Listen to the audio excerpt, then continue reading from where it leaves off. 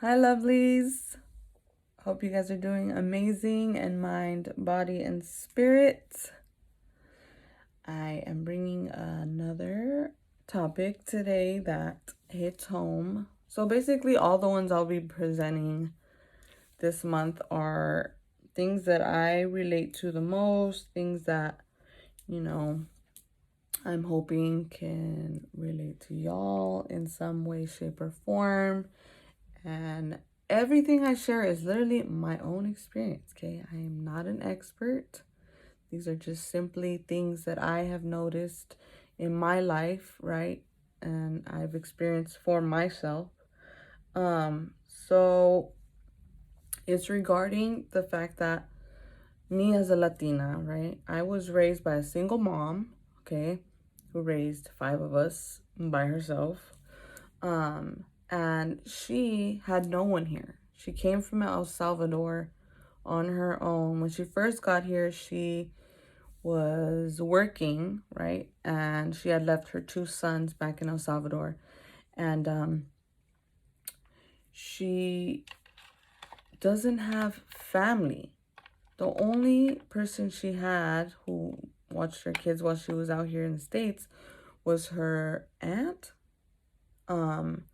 And so she literally had to go back and pick up her kids because her aunt passed away, right? So she basically was only raised by that specific aunt because her earliest memories were with her mom.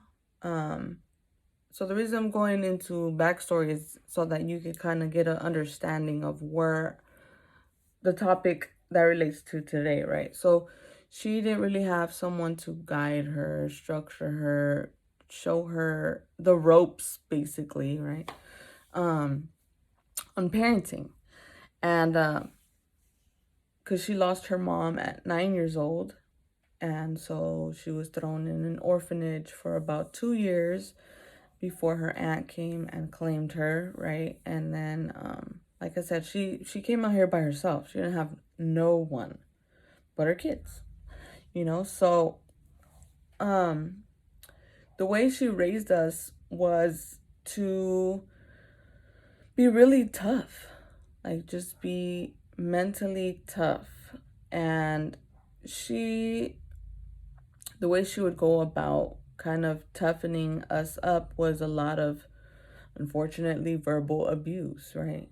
She may not have known that then, right? But I have kind of presented it to her now because of the way each of us took the verbal abuse very differently.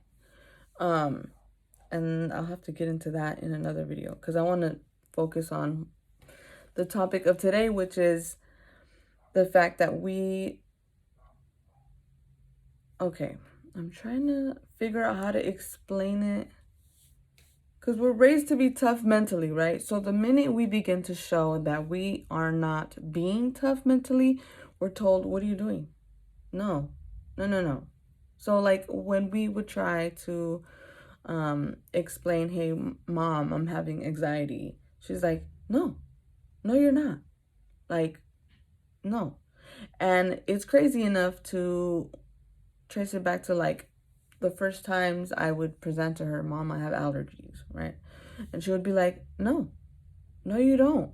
My bloodline does not have allergies. Okay. And so it was just craziness to think, that was my norm to be told, hey, no. Because to her, it's like a deficiency or of some sort that kind of she's taking on. Like, no, I don't have that. So you don't have that either. And so I want to shed light on that because that's extremely important now in age because she obviously wasn't schooled on these things. And I can't expect her to have known any better because again, she did the best she could. And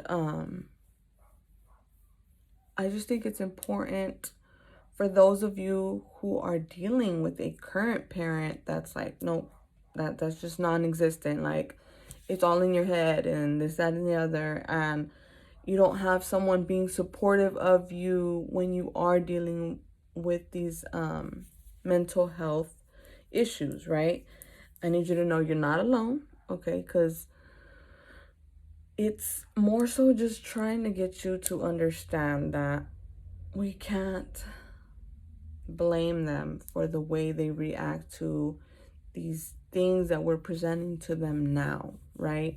Because mental health really hasn't been something that was spoken of in the past, right? Now, I love that there's more awareness on it because it's really important in a day-to-day basis. And this takes me back, okay, to the very first time that I realized that people really don't care, right? They don't focus on mental health. Was the very first time that I got into a car accident, right?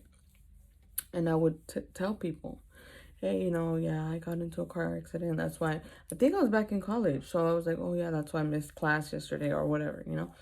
And so they were like, oh, are you okay? And I would be like, physically, like, I'm fine, but mentally, like, no. And they didn't care. So that was when I was like, I remember I went to a counselor at school and I was sharing the same thing. I was like, oh, yeah, I got in this car accident. And he was like, oh, how are you doing? If you see me pulling all this stuff out, mis pelos que se me están cayendo. Anyways, my hair that keeps falling out.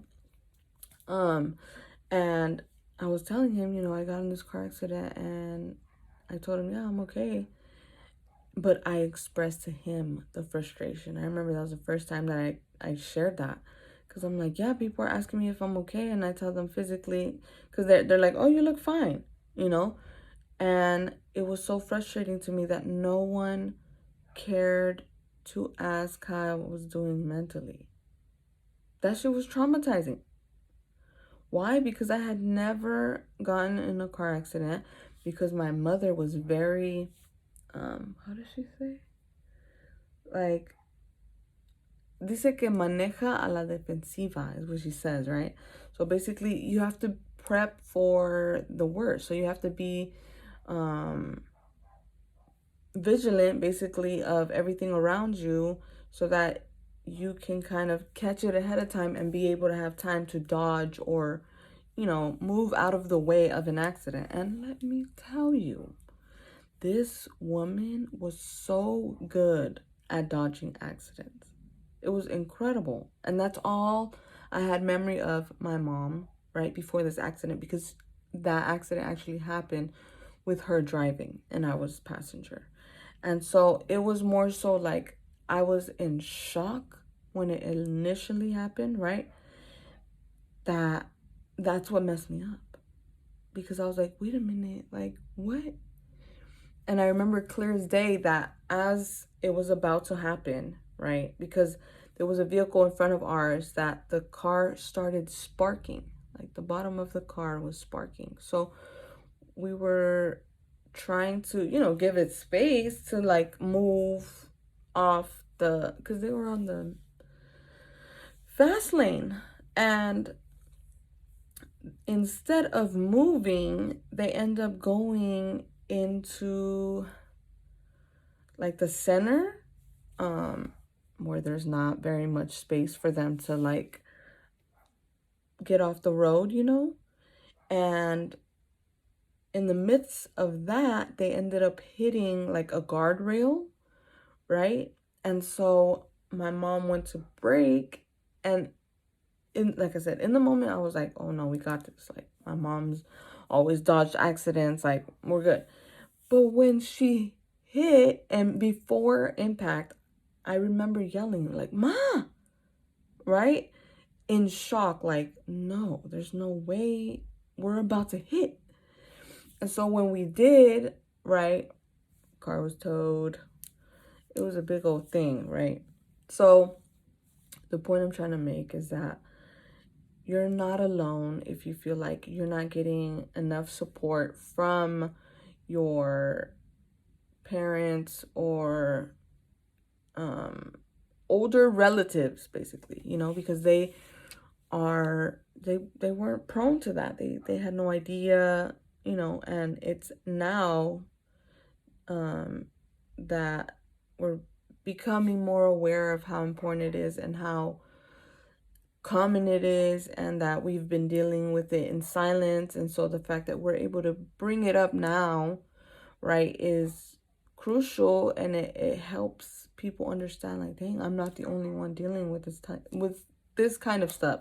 So anybody who has dealt with trauma when it comes to car accidents, my heart goes out to you, because that stuff is no joke. Like, it's things that kind of linger. It takes quite some time to even want to get back in a car, to even want to be behind the wheel again, and to be afraid for whoever you do have driving out there or whatever, you know?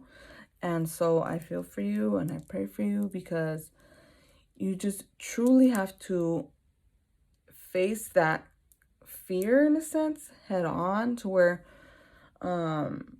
you can't let it keep you from living, right? That fear of, like, what if I get in a car accident again, right? And it's sad that that's a reality of people, to where they get so traumatized that they're like, no, I rather not have that feeling of anxiety and being terrified and, you know, full panic of being on the road again after someone has experienced an accident.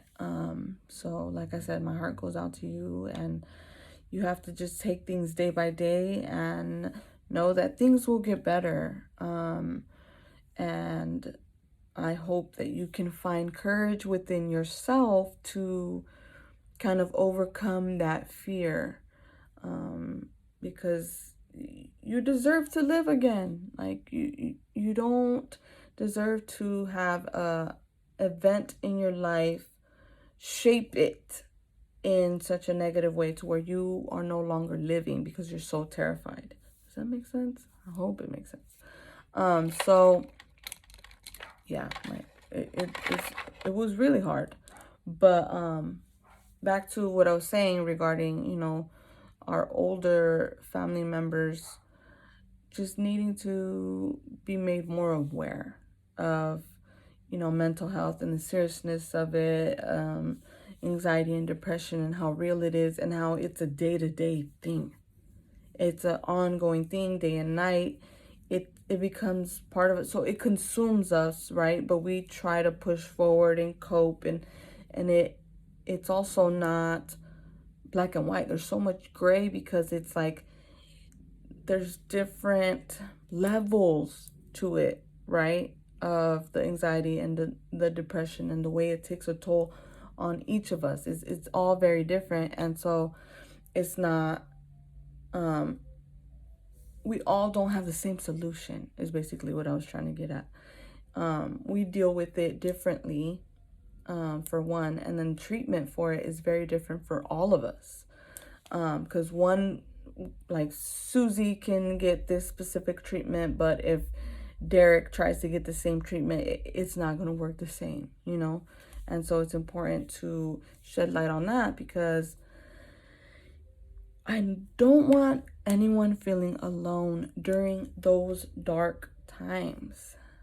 And I don't want you to let the lack of support make you feel alone.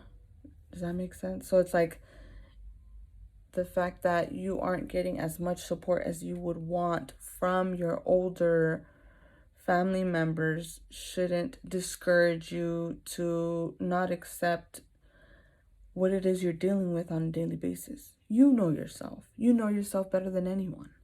So if you feel like you are struggling with this, then you should definitely seek help. Don't allow someone to be like, no, you're tripping. No, that's not a thing in my bloodline, like my mother would say. You seek help on your own. You know what's best for you. So you have to make sure that you prioritize that above anyone's opinion or anything. because your mental health is extremely important of your day-to-day living. Extremely important.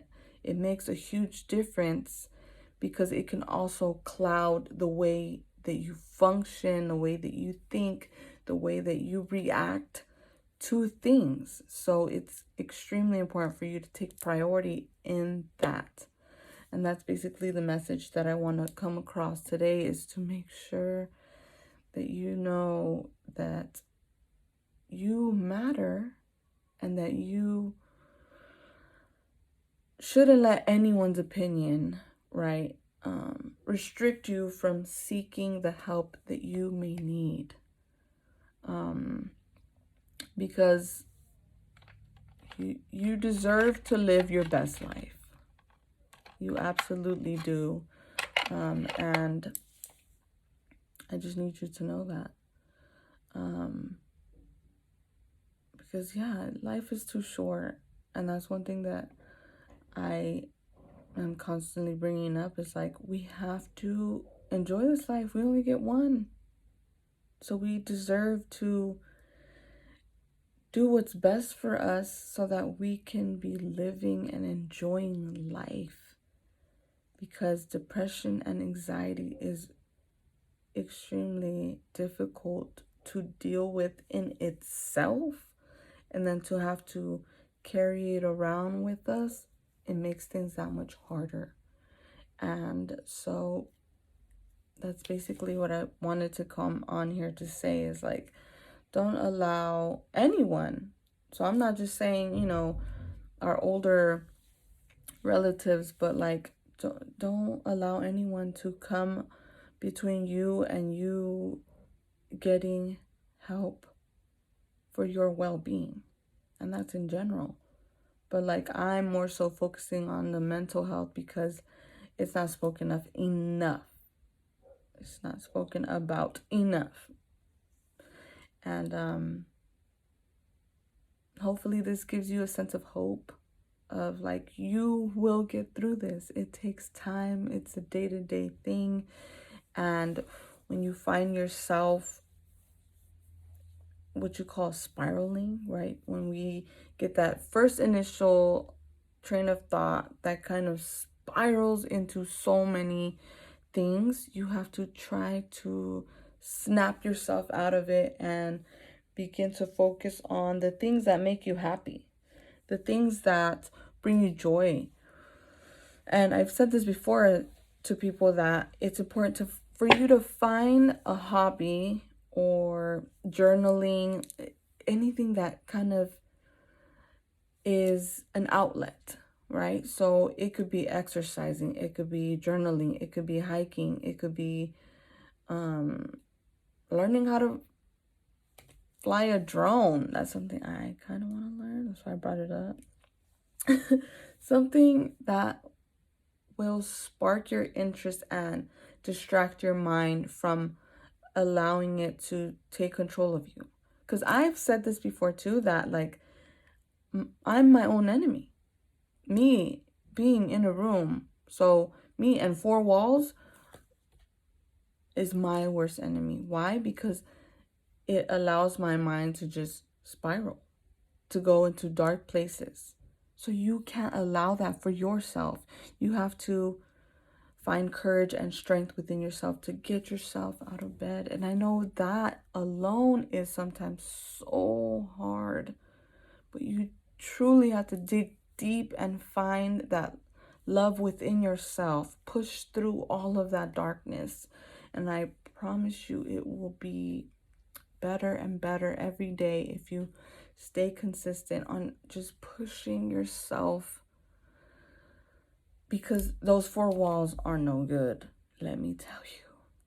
Because I've been there, I've done that, and it's really scary sometimes because of how bad the spiraling can get. And I don't wish that upon anyone. And I hope this finds you in good health, and this gives you some kind of guidance and gets you, you know how you have to create a game plan, right? So you need like that jumpstart. I hope this can be that for you, of just putting one foot in front of the other and just trying to find a way out of your norm, right? And like I said, find a new hobby, man. Bocce ball. Have you heard of bocce ball? No. Look into it. It's really easy, and it's almost as calming as golf. You know how golf is a really, like, you have to be in a calm state of mind. You can't be amped up. No. Golf, you have to be right, and then swing, right? So yes, just some ideas for you. I don't know, but I will talk to you guys real soon. I am looking forward to continuing to bring out this content. I'm super excited, and if you have any comments for me, suggestions, please comment them down below, and don't forget to like and subscribe and share if you can. If you know someone who's going through this kind of stuff and kind of needs a little push, share this with them. Tell them I say hello, and I will talk to you guys real soon. Have a great day. And what is my outro? Hope you enjoy watching this. Oh no, what is it? Hope you have a good day or night whenever you decide to watch this. Te digo. Don't worry, I'll have it down packed for the next one. I will talk to you guys real soon. Bye.